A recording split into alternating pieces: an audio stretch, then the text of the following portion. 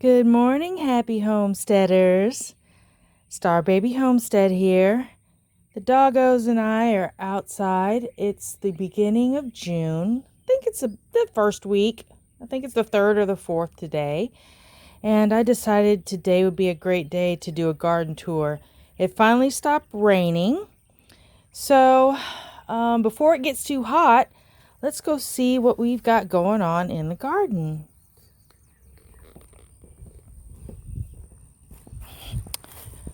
So I had to spray my peach trees since it was raining so much. Luckily, the type of spray that I have is pretty water resistant. So far, so good. Peaches are looking good. And no sign of any black spot, or might be a few bug holes, but for the most part it looks really good. So far so good. I'm pretty happy about that. They're still at a manageable size. You guys, I went ahead and I had ordered a net to go over the entire tree. I ordered a 12-foot, but this is probably like a 14 or 15. So I'm gonna try again. Instead of trying to individually bag these or figure out how to keep the birds and bugs away, I guess I could spray with kaolin clay. I do have some of that. But you know what? Once they start smelling sweet, it's kind of hard to keep anything away from them. So, and of course, the vermin and bugs and everything else, the birds, they can smell the peaches even through the clay. So I don't know. I'm figuring it out. I know people bag whole trees, but it seems like a giant bag to have is like a 15-foot bag to cover an entire tree. But you know what? At this point, it's a one-time investment, right? And you can use it again. Good morning, Mr. Chicken.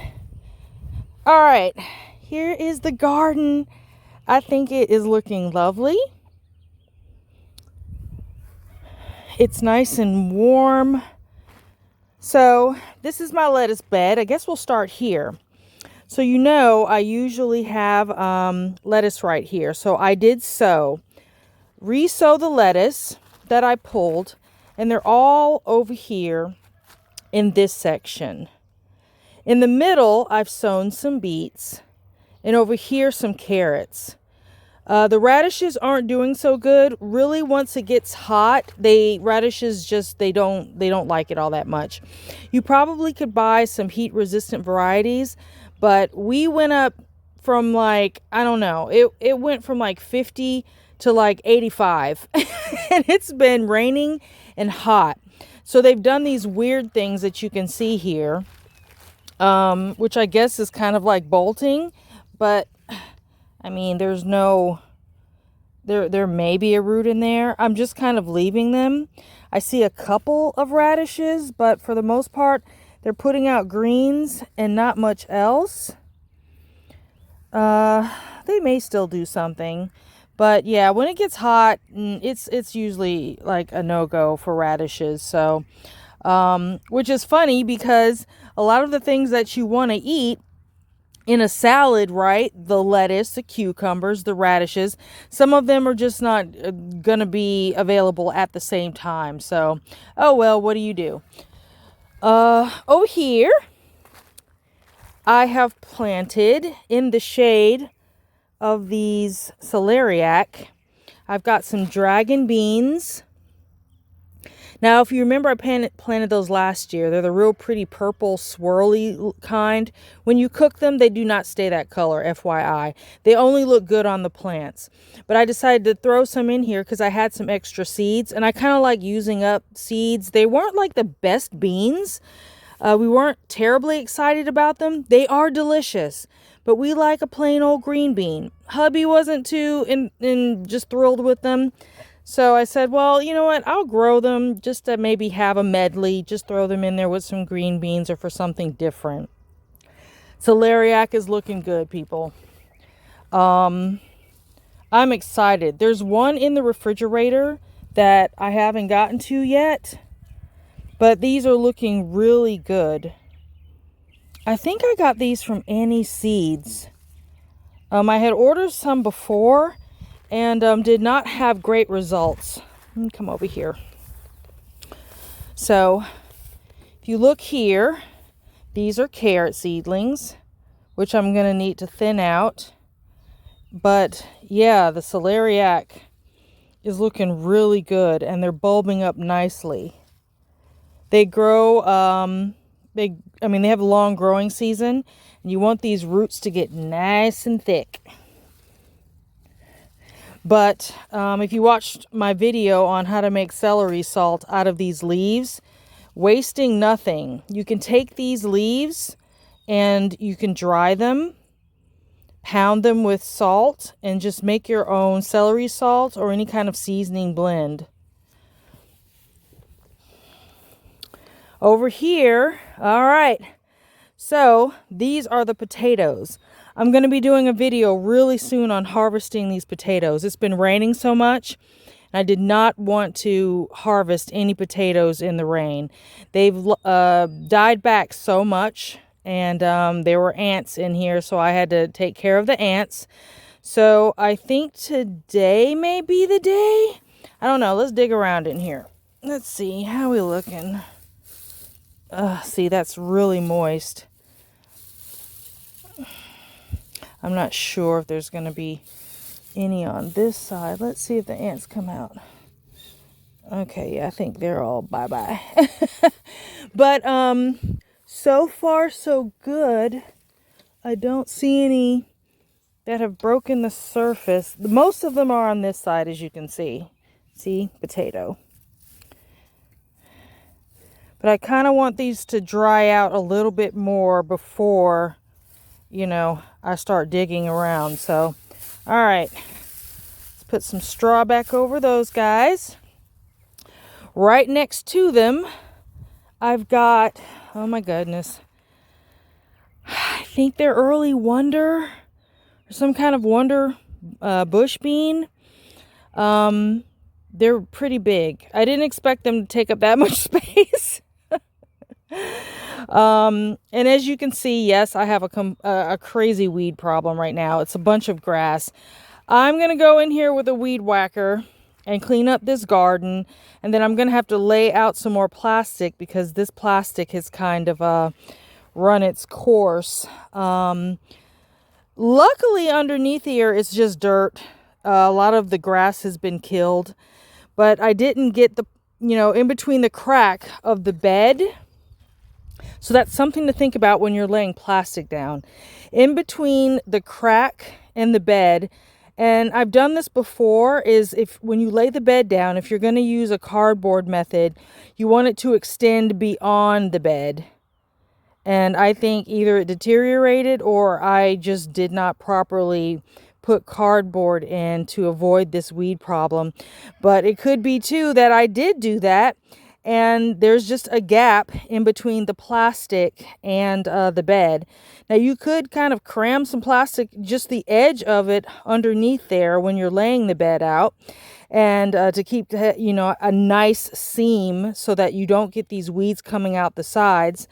But anyway, we're going to be doing a whole overhaul out here. Hubby's got it. Says he wants to do some rocks and some boards and to make it look really nice. But I'm thinking I might put 3 more beds in over here. But in the meantime, I'm probably going to grow watermelon. There's a lot of space here to grow my jubilees, which, speaking of watermelon, let me backtrack. Over here, I am growing some sugar babies. So I've got 2 plants already going. And then I planted some more seeds right over here. Whoop, let me switch. I planted some more seeds right over here with my homemade compost. I got to put some straw out. But so I'm going to have 4 plants over here. Sugar babies are smaller, like personal watermelon. So I want some of those, but I love growing gigantic watermelons. And I think the way those grow, the vines will go better over here. Hey, Mina Beena, what you doing? Huh? What you doing? Mina loves to come in the garden to see what she can eat, what she can scrounge on out here. All right, so back to the tour. Over here, they are covered. I've got the first strawberries that are coming in. So this bed is strawberries. I've got champions on this side, Albions on this side. Now, all of the champions, I got these off of eBay. There are weird bugs out here. Okay. Did you guys just see me freak out? So I've got champion strawberries. All of them survived over here. My Albions, I think I've lost about 3 or 4 plants. So hopefully, I mean, I know they spread, so I'll get some, you guys, oh my God, the brain. Okay. So I know I'll get some runners from the Albions. So I'm not too concerned if you kind of lose a few, but you know, it kind of sucks a little bit. But anyway, I've got white Creole onions in here and some red Creole onions. And that's some companion planting to keep the pests away. This netting is to keep the birds off of them as the strawberries ripen. But you guys, I'm going to tell you this now. As soon as you start seeing strawberries that are ripening, you want to go ahead and pick them, because they will get rot. Like, all right, let me show you here. You see, there's a little bit of rot starting on here. Hubby just started up the lawnmower. And you get pests, and it's wet out here. So as soon as you see them start to ripen, just go ahead and just grab them, because if not, you're going to have issues. I kind of left these out here thinking, oh, I'll get to them, and now they're gross. So you don't want any waste. All right, let's see. Here's my white scallop squash. And this is the only one. I think I have 3 plants in here that got really beautiful. If you look in there, do you see? There's some beautiful squash under there. It's a beautiful plant. The rest of them are producing. They're just a little bit smaller. Got my dahlias in here. And yeah, trying to get some daisies to grow. But I'm having a hard time with these wildflowers out here. I'm thinking I may have to propagate them inside. I figured it would just be easy to start them outside, but so far, no good. I don't know if it's been too hot or what, but a lot of the wildflower seeds that I've tried to grow, they're just not growing. So even the ones that I've stratified, they just aren't growing. So I may just have to start them inside and then transplant them out. My collards are looking good. We can't eat this many collards, so I've already enlisted the help of my coworkers and my neighbors. I'm like, if you guys want collards, you know, we're here. I think I've only cut one, which this is a cut and come again F1 type. And as you can see, I cut it off here, and already it's starting to sprout. You see the little small things here? So that's amazing. This is also a brand, you know, collards are good for heat anyway. They're really sturdy. And if you pick them young, you can use them in salads and that sort of thing. But what I've been doing, I've been harvesting around the outside, just pulling the outer leaves. And that's better sometimes than whacking off a whole head of collards. If you guys have had gotten collards before, you know they come in these huge, gigantic, look at him. Look at him over there. I know he knows I'm over here recording. He doesn't care. He probably has music on. So I pulled the outer leaves. I also keep the bed tidy. I get rid of any that are starting to yellow or that are too bug eaten. And I spray these with BT because, you guys, the cabbage worm butterflies are out already. So this brand, I can't think of the name of it. I'll probably have to just put it in the description. But yeah, this is a cut and come again, which most brassicas are. If you lop the head off of a cabbage, most likely it will side shoot and you will get more cabbage. They're smaller heads, but that's more food to extend through the season. So yeah, I'm really proud of this. This is my first time growing collards, and yeah, I'm just so surprised and happy with the production of these. My blueberries I've kind of given up on. I see that maybe some birds have been eating them. They're not even ripe yet, but I mean, we got hit so hard by that frost that we really don't have any blueberries.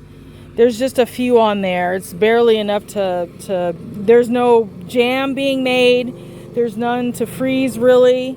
So yeah, unfortunately, no go on the blueberries. So I may have to plant some more plants eventually. I may want some to go out into the orchard back there just to make it more full. And you can never have too many blueberries, in my opinion.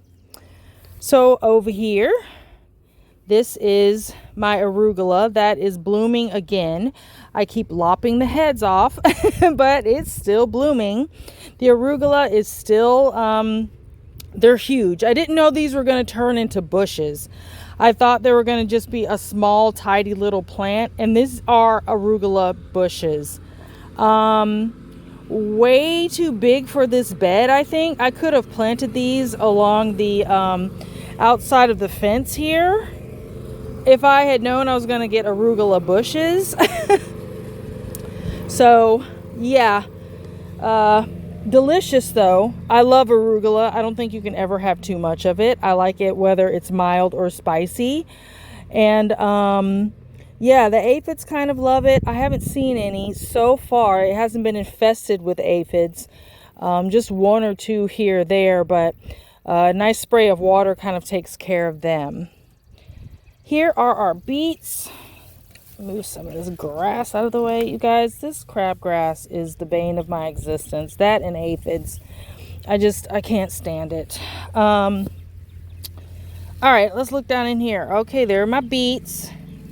See, they're starting to bulb up nicely. All along this row. And I multi-sown these. Some of them look like they're doing something. Some of them maybe not so much. Let's see here. What's that? Okay. So what you do is you just twist out the biggest one. And then you just keep the other ones growing. So the good thing is they keep really well. So if you just like collect a bunch of them in the refrigerator and you want to pickle them, you can do that. They keep really, really well. And you can eat the greens. Do not waste this. You can pick these for salad or you can cook them up. Delicious. So I've got some on this side of the arugula and then some on the other side, which had I known they were going to get dwarfed, they're all in this shady area over here. Yeah, again, I thought I was going to have small arugula plants, but I mean, let me step back. I mean, look, it's taken, this is a 4x8 bed. And it's like having a whole, I mean, I just have a hedge. So be careful of the type of arugula that you get. Not all of them get this big. Where did I get this from? This may be from Seeds and Such, or it could be from Baker Creek. I'm actually not too sure at this point. I'll have to look, but this may be the Baker Creek. I don't know. But anyway, again, beware of the type of arugula that you plant. All right, let's go on over here. So let's go along this edge here. So I told you a neighbor gave me some squash. So here's some more squash over here. Have no idea what kind it is. She just said, do you want some squash? I'm thinking that it's still yellow squash, which is probably the just kind of the norm. It's what a lot of people in the South grow. It's the go-to, right? People grow zucchini and then they grow just yellow squash. But you guys, I'm into so many different types of squash. And the things that work is we like the white scallop. But I may try some of the other patty pans or some of the other ones, especially any that could be resistant to vine borers and squash bugs. And some of the winter squash, which I have a dwarf. Here we go. I have a dwarf butternut squash here growing alongside my okra. I've got some seeds coming, and I actually have some regular size butternut squash that I'm going to put over here too. I'm going to trellis them on the vine to grow in companion planting with these okra here. And they are resistant to squash vine borer and squash bugs, according to the internet. But supposedly these particular types, this is a mini butternut, and then like I said, I've ordered some larger size. I've been keeping this on top of it because we tend to have like rabbits and stuff running around. You know, rabbits love to go for small tender plants, but so far so good. Now what I planted in and among these squash over here are sunflower seeds. When I ordered from, hold on, let me get it right. When I ordered from Baker Creek, they stuck some black sunflower seeds in with my order. So I have 2 packs of those. So I just sowed them all in here to grow along with the squash. I've never grown sunflowers before, so I thought they'd look really pretty, and hopefully they'll live without something eating them. So my asparagus is just overgrown, and I probably am not going to weed them until they die back. And I know I probably shouldn't put myself through this every year, but it's hard because the crabgrass just comes and takes over, and I have to get in there and fight through those fronds to try to clean up what's underneath them. It's exhausting, and like I said, it's just been raining nonstop, so I haven't had any opportunity to do it. But yeah, you can see there's some berries. So these are what asparagus berries look like. Asparagus seeds. I have no idea what you do with these. If you happen to know if you do anything with your asparagus berries, let me know. I've never even thought about it because, I mean, I just grow the asparagus and that's kind of that. But I think, oh yeah, there's another plant down here that's producing them. So I guess that means I've got male and female asparagus in here. But yeah, just kind of overgrown. And it's really more so on this end, which is, I think, a little bit closer to this pasturey area. And then up here, not so much. I get like just random weeds and dandelions, as you can see. So, all right. Let's go on up here. I've got like last year's chard growing still. So we're still harvesting this. I think it's so pretty. Very prolific. You remember how sad it looked? They were just sad and eaten down. They were withered. They were burnt. And then they just came back. So this chard is going on 2 years. So when you plant chard, it's a biannual. So until it gets ready to flower, you got 2 years of chard, which is amazing. Next to those, these are my columbine. They filled out. They're looking so good. I can't wait to see how they look when they flower. So hopefully I'll get some flowers off of them. I mean, I'm not sure if they're going to flower this year or next year. But they're perennial. And I think they self-seed. So I'm going to try to devote this area to just the columbine. I've got a jasmine plant growing behind the chard here. My idea is to plant it all along this fence because it's got like a 20-foot spread. And it's going to smell so good. Oh my gosh, I love jasmine. Now what I planted behind this chard, I know it looks like I planted weeds. I did not plant weeds. I had planted some bee balm. And yeah, I still, it's nothing. And I wish, I may have to just go to a nursery and just buy some. Yeah, it's just been rough trying to grow these. So I know some people just scatter them and like, oh yeah, I got wildflowers. Not so much here. Not quite sure what the issue is, but well, I guess I'll find out later. I guess it's all about trial and error. Along here are my tomatoes. So most of these tomatoes are determinate tomatoes.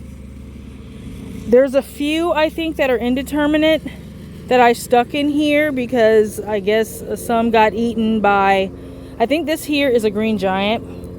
I think a rabbit got to a couple of them, so they just ate them. So I was like, well, I want more tomatoes, so I just stuck some extras that I had in here.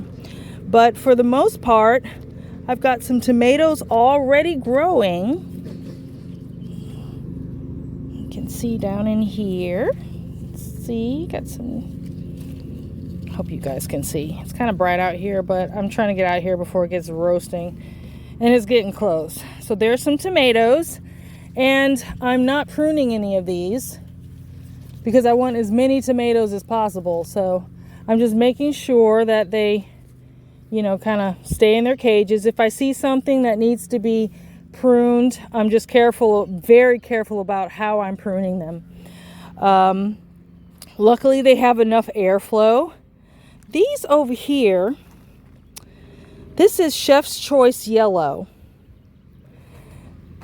These are Independents, that one green giant I told you about. This is lettuce leaf basil. Something ate the other plant down. And then more Independents here. Over here is my feverfew. I grew these from seed. Very pleased. I got the seeds from Pine Tree. And yeah, these are self-seeding too. Looking forward to seeing those. And I've been sticking random marigolds in here. These are huge marigolds, really pretty. They're not the French, they're the, I don't know, whatever other kind there is. They look like French, but they're bigger than the French. The French are the nice stinky ones that we really want around our flowers. But I think as long as they're marigolds, you're probably going to be fine. I try to plant as many aromatics, such as the lavender, to kind of deter bugs. Something's been eating my rose, which is why it looks so haggard. Luckily, it's been blooming a lot, which I like. And we've already gotten an eggplant off of this eggplant here. I've bought a little stake for it because it's starting to flop over. Of course, it's going to get really big, wide, and tall. A lot of the Ichiban eggplants do that. So, yeah. This is like this is kale, some dino kale from like the plant that was there previously. I cut it off and it just has some roots in there and it's just continued to grow. And I love that kind of volunteer planting that just gives you more food. And it's also deterrence from your main crop. So my peony is starting to come up. I'm fighting weeds around it, so I've got to put more pine straw down in this bed. There's my garden gnome. And here we are at our grape trellis. Take a look. Look at all the grapes. I'm so happy. So you guys, I went in early on and I pruned it up. I pruned them all up. And I especially made sure that I thinned out the grapes. So any that were small and spindly, any that were too close together, I just removed them. and I can see a difference in the fruit quality. The grapes are bigger, they're healthier. Hopefully I'll be able to have a lot more saved from like ants and wasps. I'm going to be spraying them. I may cover them with some kale and clay, or I may be giving some to someone to make wine for me. I've already had an offer. When people come and they see these grapes, they're like, oh my gosh, those are lovely. And I'm like, yeah, I know what I'm doing. I'm like, yes, of course, I'm a master grape grower. First time growing grapes. If it wasn't for honestly my own research in what to do, I wouldn't know. Some of it is, I will admit, a green thumb, but I've also killed plenty of plants. So you have to find what works for you, which is something I want to mention. If you are having a hard time growing something, don't give up. And a lot of this I found out, not even from outdoor plant. Hold on. Mina, get out. She's eating peas, guys. I pulled those peas yesterday out of this bed to plant cucumbers in. My second set succession planting of cucumbers. They're in this bed here that these peas were in. And now Mina's in there just eating the pea pods or leftover leaves. And I can't blame her. They're delicious, but she's constantly grazing on greens. So anyway, I just got to make sure we're not going to get a surprise from Mina later, if you know what I mean. Anyway, cucumbers. Back to what I was saying. If you're having a hard time growing something, and I found this out when I was growing my indoor plants, which I have well over 100 indoor plants. I may do a video on that, a ton of plants. Sometimes plants have to fit into your lifestyle. You have to be a good fit. Just like in any relationship, you want something that works for you and that brings you joy. If you're constantly trying to keep a plant alive and it's just not working, and then you've done all the research and maybe you've successfully grown many plants and it's still not working, then it's time to maybe throw in the towel, give that plant to someone, or try a different type of plant. Just because it's trending on the internet, just because it's cool or it looks nice, doesn't mean that it's the right plant for you. Sometimes in our garden, we want to grow things that are really cool. Take, for instance, this bed you're looking at. So in here, I have planted, it's covered. Hold on. Let me take this off real quick. So in here, I have some more dino kale, and I have Brussels sprouts. There's some onions in here. Those are some more rutabaga that I have planted in succession. And then I put some more turnips here on this side. Brussels sprouts have not been my friend, okay? This is, I think, my second year trying to grow Brussels sprouts. Now, I had bought some plants from Home Depot, and only one gave me any kind of yield, and it was a poor yield indeed. Now, let's look here, okay? Now, if I get in close, I can see something. Let's pull this grass out of the way. Okay, I can see something growing on there. These little, whatever this is. But I'm kind of used to there being, now this is an F1 hybrid. And I decided to grow F1s because I thought it would be easy. I thought I would have Brussels sprouts by now. But there's nothing on here but a bunch of greens. Now I will eat these greens, okay? Like I said, nothing goes to waste. If these are just going to be green producers, we will have Brussels sprout greens, and I'll be happy about it. However, they're taking up a lot of space and they're not yielding what I want them to yield. Therefore, this may not be a plant for me. Georgia may not be, especially in zone 8B, where it's hot, it may not be the place to grow Brussels sprouts. So I may have to give it up. One of the reasons why I grow them, I do like them, but they're a favorite of my husband. So I try to grow things that he likes as well. And yeah, so far, nothing. Kale grows well. Rutabagas, you guys have seen I grow some nice, really big rutabagas. He loves those, and he's very happy with them. But Brussels sprouts are at this point, they're just a fail. So I don't know. If I don't see something soon, they're just gonna get stripped and eaten for greens, because yeah, I don't know what else. Have you guys had this kind of issue?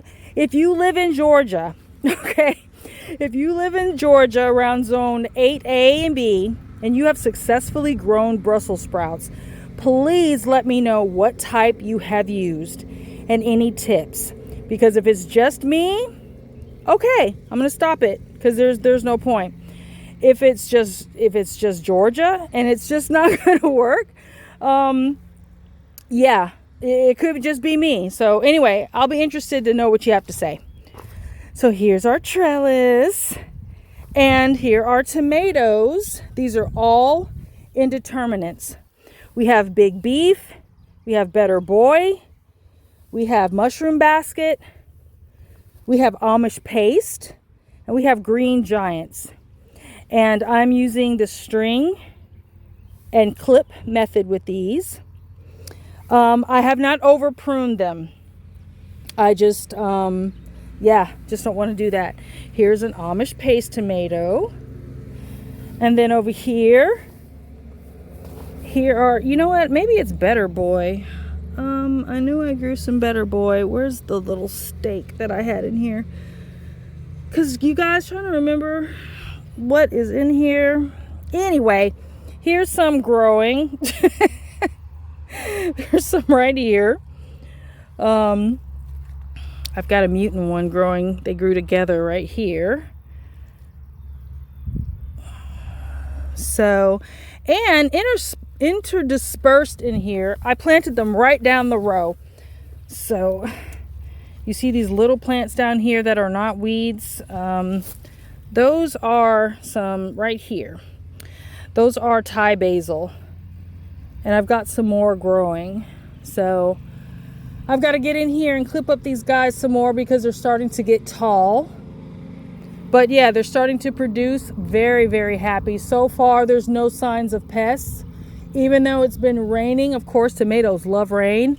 I fertilized them with fish and bone meal. Little Miracle Grow. So hopefully these guys are going to take up a lot of nutrients, because they're big growers and they grow long season. So what I'm going to do, once my determinants put out a whole bunch of tomatoes, I'm going to pull them. And actually this month I'm going to start on a second set. These Independence tomatoes are 57-day tomatoes. So that's enough time for me to have some more tomatoes for fall and to extend out the season. So when my indeterminates are exhausted and they can't take it anymore, I'll have determinate tomatoes that are still going to be producing. You already heard, this is where the Mina, ma'am. So under here is my cauliflower and broccoli bed. I've successfully grown broccoli. We've been harvesting out of here, and I've just been lopping off the heads because they're going to grow some side shoots. So there's some broccoli. And this one did not grow a head. Sometimes that happens. I grew all of these from seed. And so far, I am extremely pleased. These are Green Magic hybrid broccoli, F1 hybrid. And yeah, as you can see, you just kind of lop off the head at an angle so that rain runs off. And yeah, you'll get some side shoots. Now, this cauliflower is another one. I've successfully maybe grown 2 heads in 2 years' time. Now, we've only been here 3 years. I get that. But here, if you can see that, this lovely surprise, there's a cauliflower head. Yay! Some of them, they're growing pretty slow. I've been fertilizing them. These look like they are, okay, so they are starting to produce. Here's one. Let's see this tiny little thing here. See? There's a cauliflower there.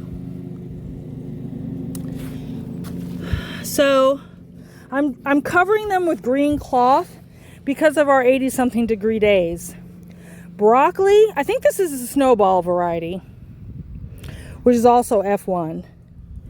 Now, broccoli and cauliflower, you want to plant them early, as soon as you can. They like cold weather. So we're already in the 80s. So I'm covering them with this green cloth to keep them cool and to keep them from scorching. I didn't put straw in here because I was concerned about it being too warm. Also in here are onions. I think I have Texas Early in there. Actually, that looks like white Creole. So onions are going to grow for a long time. By the time I pull these cauliflower, the onions are still going to be growing. So I'm doing some succession planting with the onions too. But I'm kind of working on a video on that now. So we'll discuss that later. Over here, we still have my Akira onions that I've left in the bed. And what's funny is they do kind of produce a bulb if you leave them in there. They've already flowered. I lopped their heads off. You can still use them to cook with, even though they're biennials or biennials. You can still use them in soup and in stews. So I left them in here for bug deterrent. Now, what I've planted interdispersed between the onions, these are all parsnips.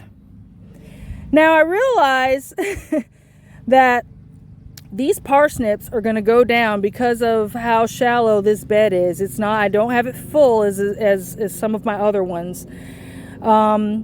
If they make contact with the soil, you know their taproot goes really deep. I could discover or encounter some root nematodes. But it's been hit or miss so far. I've planted in some beds and gotten no nematodes. I planted in that the bed that I had the cucumbers in, if you saw my video, and I had some root nematodes in there. We shall see. Bok choy is looking beautiful. They're lovely. We've been harvesting those. I may have to give some away because I don't know if we can eat all of it. And then I have some more chard over here to take us into the next 2 years when those over there have been eaten or they're starting to decline. Now, here's something I'm really proud of. You guys know I love growing some cabbage. Check out. So these are Katarina. Remember I said how I was buying Gurney's Tiara cabbage and they went up in price, like a whole lot in price? And I was like, okay. And they only serve them they only provide them in like really big amounts that I felt like it would go to waste. I didn't need that many seeds. So these are Tiara, which are early tender cabbage. This is ready. I think all of them are ready at this point. I think they're all ready. As you can see, we've been harvesting. And once again, cut them off, leave some leaves. And if you cut them off, they'll start to grow second set of heads. I've already cut one here. And you can see it's starting to grow some more heads here. And right next to them are the Savoy. And I think these guys are about ready to. You guys, I might have to give some of this cabbage away. I always make sauerkraut though. But I think I'm going to can some into some soups. And just have like cabbage and potato soup. We don't eat a whole lot of white potatoes. We eat more sweet probably. But when you want a good white potato, you know, for baking or whatever, for mashing, I mean, we can always go to the store because we can't really grow Idaho type bakers here.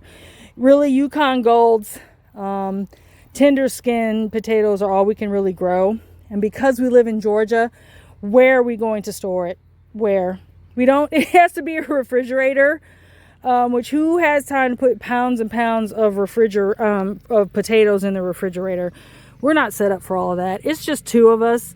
We don't have a huge family to feed, so yeah, we just need enough potatoes for us. So that pretty much means canning and maybe storing, and then even then they're gonna chit on you. So, oh yeah, look at that.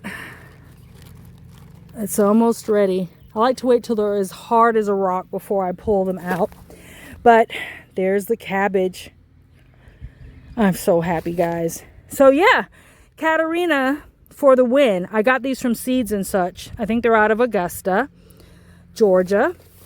And yeah, so far so good. So I think Katarina have now replaced the Tierra that I was growing before. So let's see. I think that may be it, guys. Oh, I'm going to show you this atrocity. Okay, here are my peppers. These peppers they look so sad. Why? Number one, they got hit with aphids so bad that I thought about completely wiping out the entire bed and starting over. I couldn't stand it. As soon as I blast them off with water, they would just coat the back side of the leaves. It was ants, it was aphids, it was absolutely ridiculous. So I waited until it stopped raining, and then I sprayed some permethrin. After I treat it with permethrin, I sprayed off whatever dead bugs that were still left on there, some that are still alive. Then I hit them with some dichotomous earth. Luckily, peppers are, come on, self-pollinating. But I keep them covered so that bees and stuff don't get, you know, in here just looking or being curious, because I don't want to harm the bees. So I used dichotomous earth, and I dusted the front, I dusted the back, I dusted all around to kill these aphids, and it looks like these peppers have snapped back. They were starting to get that black soot, the mold and grossness on them from the aphids excreting their honeydew. I would never call anything excreted from an aphid honey. It's so gross, I can't even deal. But yes, so now the peppers, hopefully they have recovered, and I can start. There's some fruit on there, but I don't even think I want it based off of the amount of like stuff that I had to use to treat them. So I don't like using a lot of pesticides, but I also, you know, yeah, you have to do what you have to do. And I'm a firm believer in treating my vegetables when I bring them in, because if you buy anything from the grocery store, you know they've got pesticides on them, wax and some other stuff. I know the idea in growing your own is you know what you're putting on your plants, and dichotomous earth is not going to hurt anything, and permethrin is pretty much insecticidal soap. You can even mix up your own soap. You know, there's vinegar, a little drop of oil, and some dish soap, and then you've got your own insecticidal spray. But sometimes I bring out the heavy artillery when my whole crop is being threatened here. So that's why these peppers are looking rough. But yeah, they look so much better, you guys. They were just dying over here, and they were attacking my spring onions, which I didn't put them in there I put them in there as a deterrent, but it seems as though aphids like spring onions. So yeah, that was a fail. So anyway, that's why the marigold's in there. And I may plant some basil in here just to make sure it's really stinky for the bugs. But I think that's it for the tour. Let me know what you're proud of. What's your prized veggie that you're growing this season? Like I said, I've got my cabbage that I'm happy about. My tomatoes are looking good. Celeriac, I thought, you know, only maybe that could be grown in northern in the northern areas, but that's looking really good. So anyway, thank you all for tuning in for this tour. Be well, be blessed, and we'll see you next time. Bye-bye. I bet you thought I was done. Okay, I did forget something. All right, on the other side of the asparagus, I have tomatoes that I have planted up against the fence. They're planted near the compost, and I'm like, you know what? I don't want to waste them. Let's just let nature take its course. And I've put them over there, and I'm not going to prune them. I'm not going to do anything. I'm just going to let them grow. Now, the irritating thing, this is my compost area. Sometimes the neighbors spray their side of the fence for weeds. And if it creeps over, it will kill whatever I plant along the fence. Nothing to be done about it. It's just one of those little irritating things. But luckily, it hasn't harmed my asparagus or anything like that. But we're probably going to start looking into putting something, some sort of barrier on our side of the fence so that we don't get pesticides that are going to kill anything we plant on this fence. Now, I want passion flower, I want vines, I want what is it called? Come on, honeysuckle, and I want something that's going to bring in pollinators and hummingbirds. I want them all along this fence. I want it to be beautiful, and I want it to smell good. And I can't plant anything that I have to be worried about is going to be poisoned. So I'm going to have to put whatever I plant along this fence, I'm going to have to put a barrier against whatever is being sprayed. So luckily my orchard is far enough away from that fence line. So this peach tree, although still green at the base and halfway up, is still not budded. And now we're in June. Now it says some of them may take a minute. If they haven't had enough cold hours, it may take a minute for them to break dormancy. But, I mean, let's see. Yeah, it's still, it's still green. So, it's still alive. And plants are miraculous. So, well, we shall see. This is my Belle of Georgia peach. Now, the Alberta peach is starting to take off. We've got a lot of new growth, and I've been watching to make sure that it doesn't have aphids on it and that those damn Japanese beetles haven't gotten to it. Something had chewed on it, but now it looks like whatever that was, it just went away, which is good. A couple of little chew bites, chew marks I see, but for the most part, it's starting to spread, and it's looking really healthy. This is my Golden Delicious from Stark Brothers. It's starting to spread and look beautiful. Really happy about that. Here's my Star Creme, also from Stark Brothers. Looking good. Ladybugs on there. Get it. Get it. You know, I don't know what it's getting. Hopefully it's aphids or anything else. Ladybugs, if you don't know, are like bug assassins. They just come in and just start wiping them out. Here is my fig. So this is Celeste. This is Celeste fig. I can't wait for it to, it's a sugar fig. Can't wait for it to start producing. It might be a minute because obviously it's tiny. And then the mulberries, all of them are doing well. All the mulberry bushes, trees that I got from eBay, not eBay, okay, Etsy, the two E's, right? From Etsy, they're all doing good. Something bit the top off of that one, not sure what, probably a deer or something. And then there's this one that's really taken off. So they're very happy. The magnolia, it's still green, but it dropped most of its leaves. But I think it'll make a comeback. I had someone tell me that I planted it too close to this fence because it's going to get like a 40-foot spread. And they could be right about that. But you know what? I don't care. The trunk is going to get big. It's not going to get 40 feet around. But I feel like if I can just be on top of pruning it and just kind of prune the trunk up and then let the canopy spread, then it being that close to the fence, I'm not really concerned about.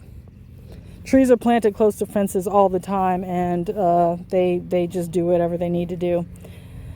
And here are my, what is it? Volt. Spirea. I'm not going to try to, begins with a V. I think it's Van Hoot.